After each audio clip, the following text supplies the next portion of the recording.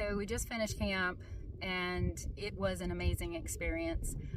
I'm here with several of the volunteers. We did a road trip out to Virginia, and we're here at the top of Humpback Rock, and it is unbelievable. But the journey up here was hard, I'm not gonna lie.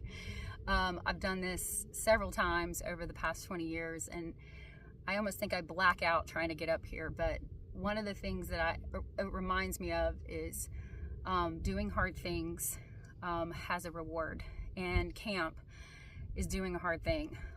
Mentoring these young adults is doing a hard thing, but what they're doing and the life that they're having to live, they're doing really hard things. And so part of our journey as believers and followers of Jesus is to do hard things for the Lord and for His glory.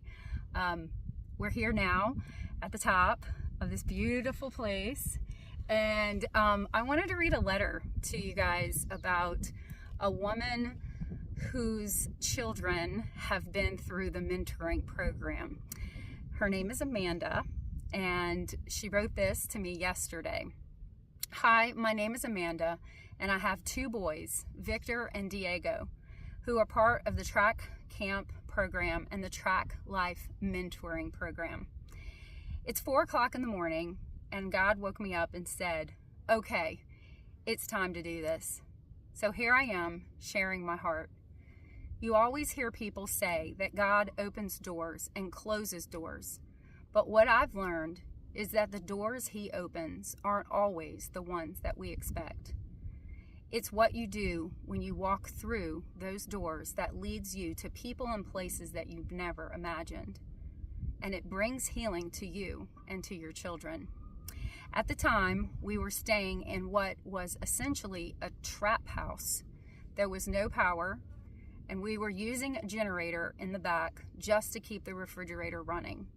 It wasn't a good place, but it was where we could all be together. Then came a knock at the door.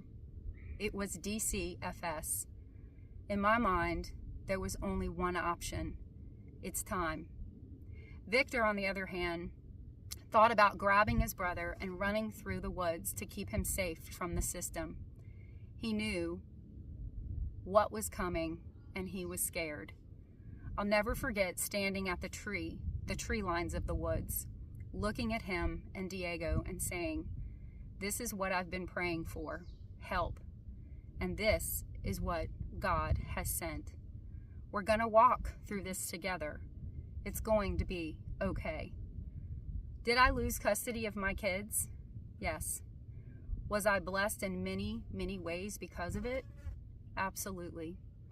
I was the only case in Tangipahoa Parish and Livingston Parish that lost custody, but still got to live with my children, to care for them, and most importantly, heal together.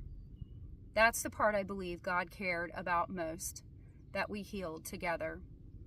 I'm forever grateful to Mona, who was and still is the person helping us through it all. She's amazing, and we love her dearly. But even more, I thank God for making a way for our healing.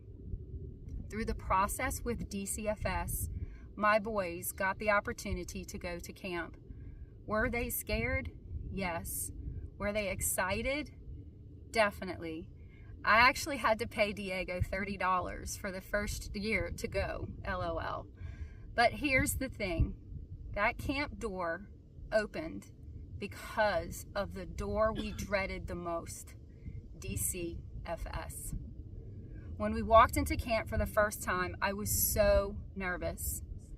But when I came back to pick them up, there was a visible change in both of my boys. Victor was glowing. You could see the presence of God on him. Diego came out of his shell. We had sheltered him so much, trying to protect him from the chaos around us.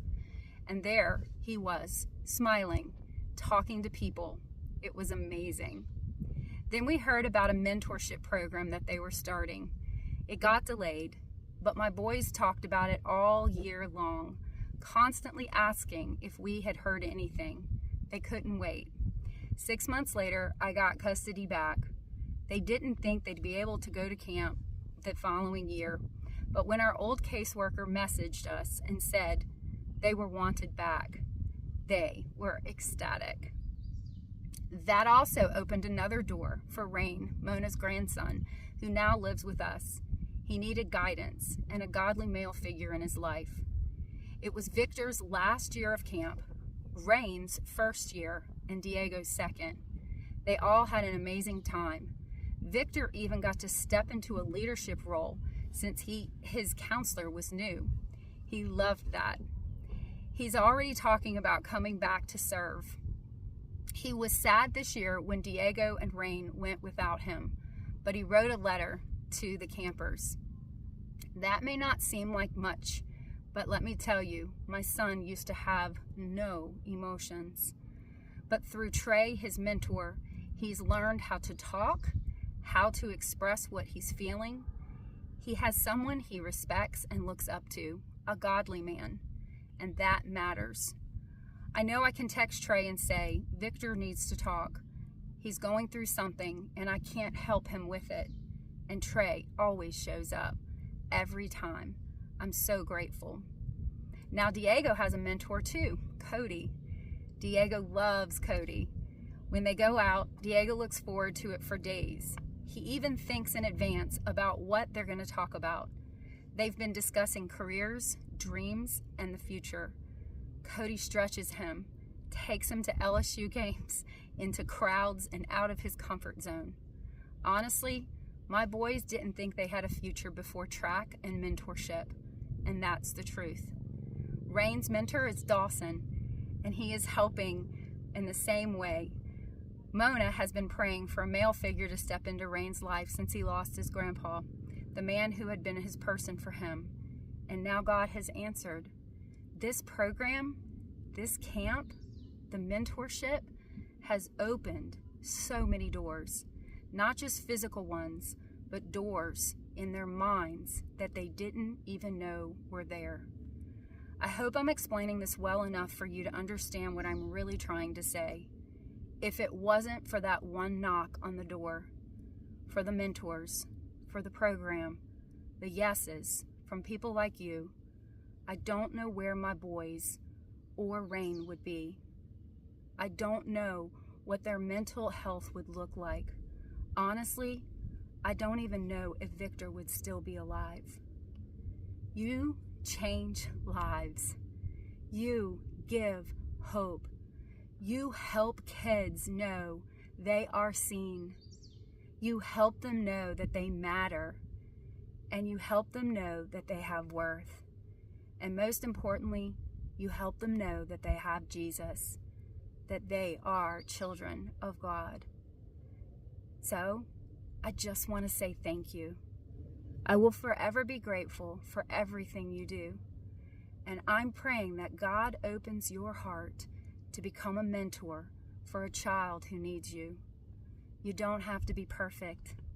You just have to be present, not just in their life, but for their life.